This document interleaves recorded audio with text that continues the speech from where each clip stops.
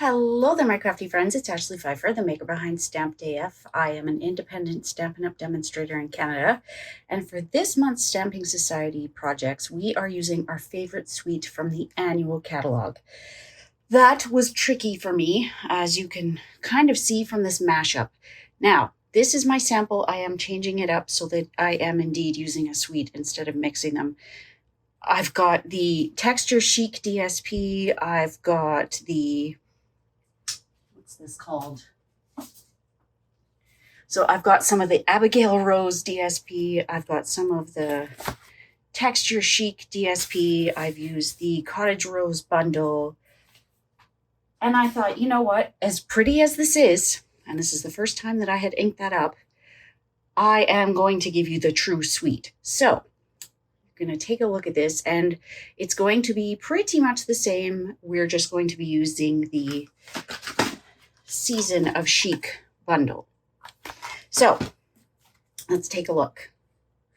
It is a super cute little fun fold.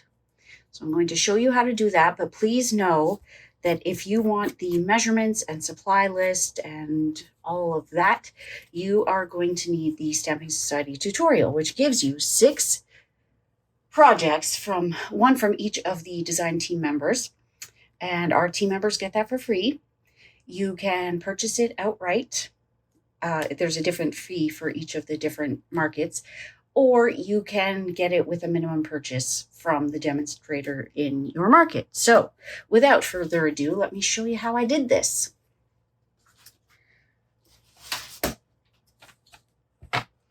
So I am going to do a voiceover because we've got 3 dogs and it never fails. I end up having to edit out so much of that. So like I said, if you need the measurements or the supply list, you're going to need that tutorial, but you will see the process. Now, that being said, I have gone ahead and cut a couple of pieces. I've die cut my pieces.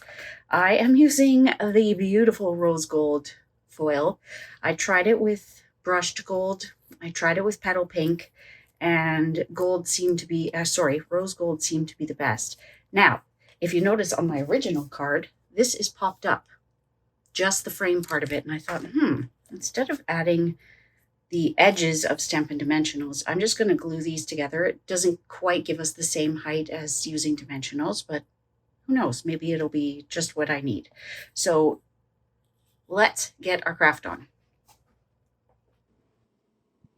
I am going to start by prepping my card base. I'm just cutting from one edge to the other, and like I mentioned, every step will be in the tutorial. There is a diagram on how to create this. I'm going to cut down my DSP for both the inside and the front panel. I'm going to hem and haw about which DSP I use on the inside, but here I am just cutting down my DSP. I hem and haw about both of them.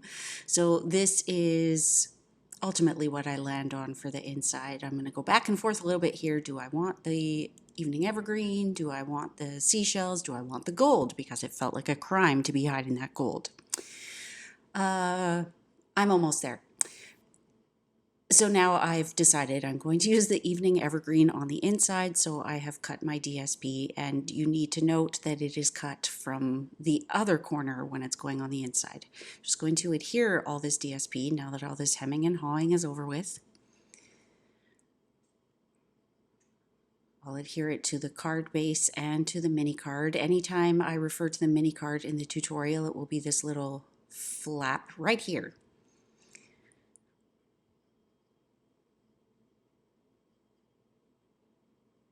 I decided I want to bring in a little bit of that DSP from the front. It is probably by far my favorite DSP in this package. Going to stamp a couple of the seashells. Oops, no, I'm not. I'm going to stamp my sentiment onto some rose gold foil. I'm also going to stamp my sentiment on this little basic white card insert.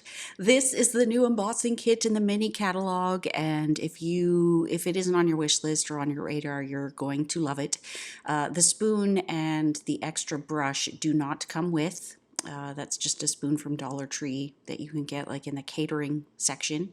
I am preheating my heat tool on the high setting and setting my heat embossing on the low setting. It lessens the amount of warping. And you're going to see me put Stampin' Dimensionals on here. Don't do it, don't do it. We are going to be gluing this piece straight down. Here you can see that instead of using the foam strips or the bits of Stampin' Dimensionals that I had planned on using and had used on my sample card, I die cut a few extras of the frames, and this was to layer it, but also it's because I was so indecisive. I didn't know if I wanted petal pink cardstock or rose gold metallic foil or gold metallic, and ultimately I went with the rose gold and then used those extras as my little buffer uppers, if you will. So I've stamped my sentiment, I am adhering this little piece, and this would be where you write your little love note. And this is the part that in the tutorial is really hard to explain, so in the tutorial I refer you back to here. So to adhere it, you want those 2 points to line up, and then you're going to put glue on. Don't touch it to the back yet, but once you get it in place, then you're just basically going to close the card, and voila.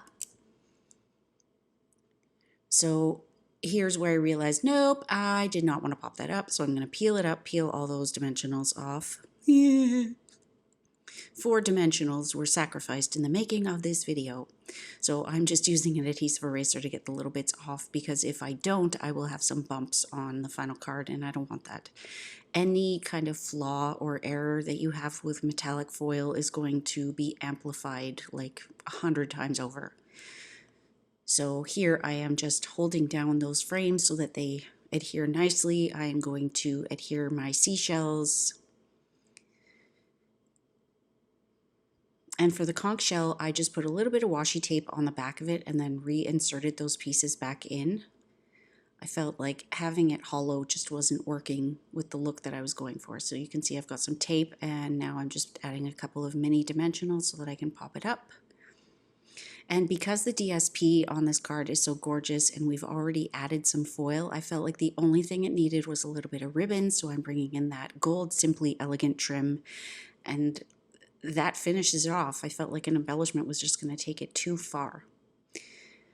And then when I finally get my bow to the point that I'm happy with it, I add a glue dot because I find that this trim does not stay tied, and adding a little bit of a glue dot will help it to stay put. And that's all. So let me know in the comments below which one's your favorite. I would highly suggest not embossing on the rose gold. I think I would probably do petal pink or something. Anyways, because this one's just cardstock and it looks beautiful. This one is not sitting flat and driving me crazy. So I want to thank you so much for watching. I hope that you enjoyed that. Again, let me know in the comments which one is your favorite. And we'll see you soon, my crafty friends. Bye.